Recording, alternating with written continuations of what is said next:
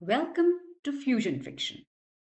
Join us as we explore the limitless boundaries of imagination, bringing you captivating stories that unfold with every episode. Let your ears be the canvas where characters come to life, plots twist and turn, and emotions resonate long after the final word. Immerse yourself in the magic of storytelling with Fusion Fiction on Spotify with your host, Madhulika Rajahan, where genres blend seamlessly and every episode promises a new discovery. Hazel eyes. She looked back at me with those intense, penetrating hazel eyes, stormy, dazed, and brimming with anger. The one thing those eyes lacked was fear. Instead, they held a bitter confidence that gleamed as she gripped the shovel, poised to strike. Her face was livid, streaked with mud and grit, and her hair clung to her in tangled strands. Don't worry, I won't harm you, I said, meeting her fiery gaze. Her teeth were clenched, her disbelief palpable. Stay away, or I'll strike, she warned, raising the shovel higher. How long have you been hiding here? I asked, maintaining eye contact, my voice steady as I kept my hands raised. There was something in those eyes that held me captive, passion and innocence, raw and unapologetic. Her pupils were wide, the whites of her eyes streaked with blood from burst capillaries. I stood there, reasoning with her, fully aware that she meant every word. She would strike if I moved. Long enough, she replied, her voice unwavering. Don't move, I said. She shouted again, advancing slightly, her grip on the shovel firm and steady. Her exhaustion was evident. She had been hiding in the shed, her clothes stained and worn. They have left, I tried to reassure her. So why are you here? She interrupted. We came back to see if we could find anyone alive and bring them back, I explained calmly. Convincing someone who had witnessed the devastation of the past 2 weeks since the partition tore the land apart was not easy. People had fled, leaving their homes behind, rendered homeless by a mere stamp on paper. Where are the others? She asked, her voice softening slightly, but her gaze still unyielding. They're checking other homes in the neighborhood, I said, pointing towards the window. She moved closer to the window, her steps measured, her gaze never leaving me. She glanced outside where the quiet street lay bare.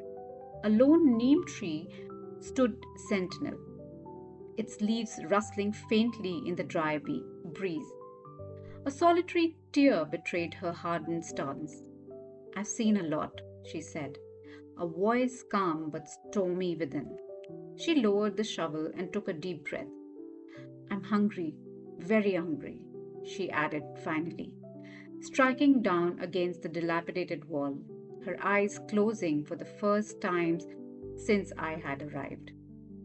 Those eyes, framed by thick lashes curling till eternity, held a glimmer of hope, even amidst the despair.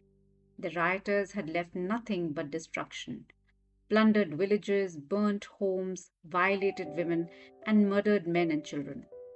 The survivors had fled with only their lives, leaving behind a scarred earth. It was perhaps foolhardy for us to risk our lives searching for survivors, but hope drove us. I smiled and nodded, resisting the urge to hold and comfort her. Instead, I pulled out 2 rotis from the bundle I carried in my kurta, wrapped in cloth. Will you be able to walk? I asked as she ate the dry rotis with evident relish and relief. She nodded. Her focus was on food as she pulled the dry morsel with her teeth. I went inside to survey the rooms across the cobbled veranda. Everything had been either upturned or burned. The smell of smoke lingered, and the house, though only 2 weeks abandoned, looked aged and forsaken. In a corner near a broken wall, I found a lone surahi, seemingly untouched. I stumbled towards it, hoping for water. She approached the earthen pot before I could, and I watched as she drank, forming a cup with her hands. The pot trembled, her hands unsteady. I took the surahi from her as she cupped her hands to quench her parched throat. It seemed like hours as I watched her drink, a single stream of water trickling down her face and dough like neck, clearing away the grime.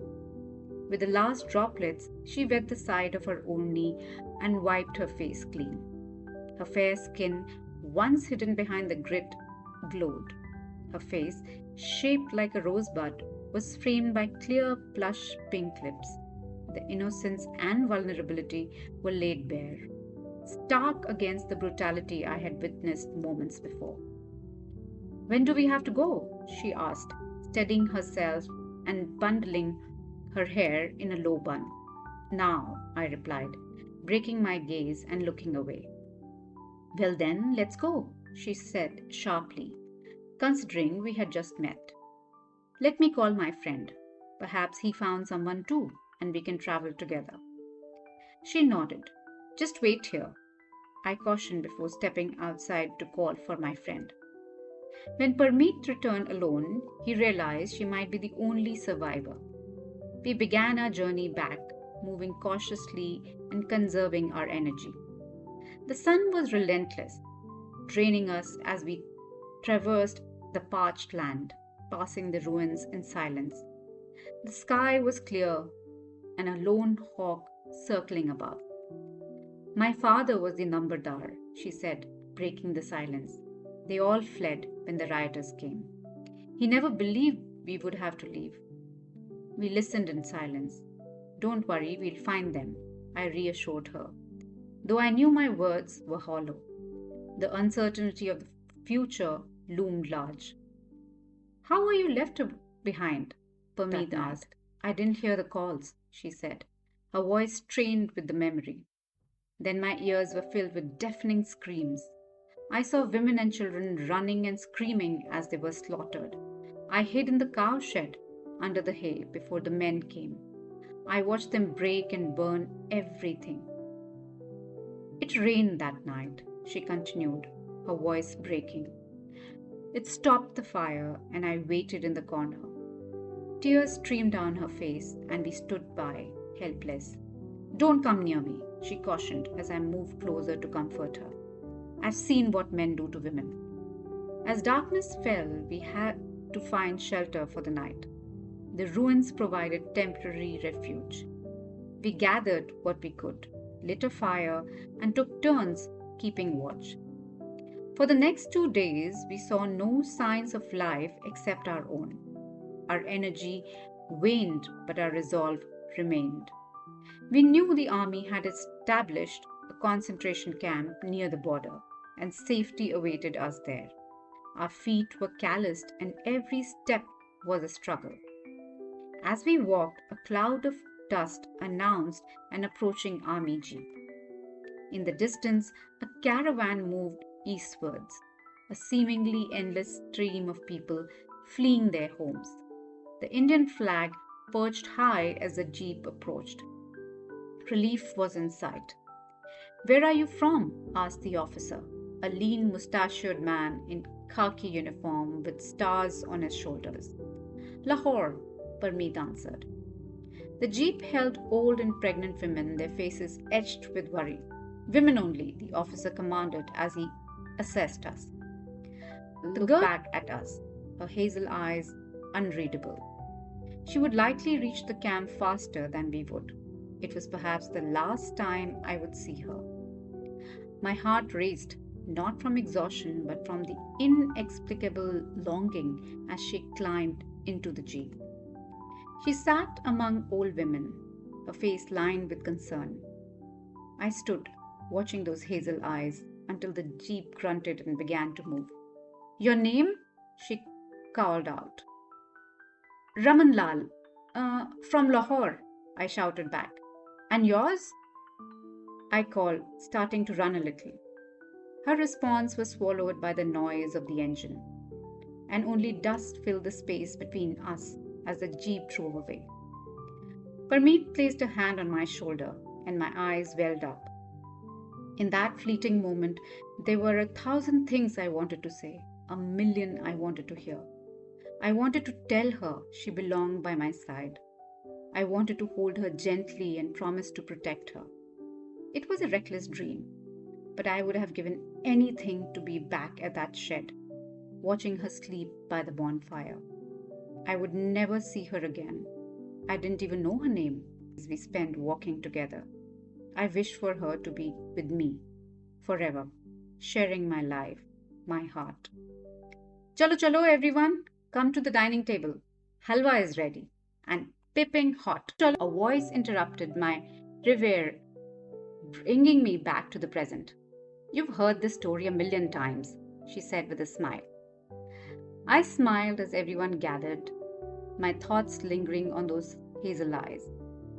As I prepared to continue the story after dinner, I glanced at her, the stormy yet innocent eyes still vivid, staring back into mine.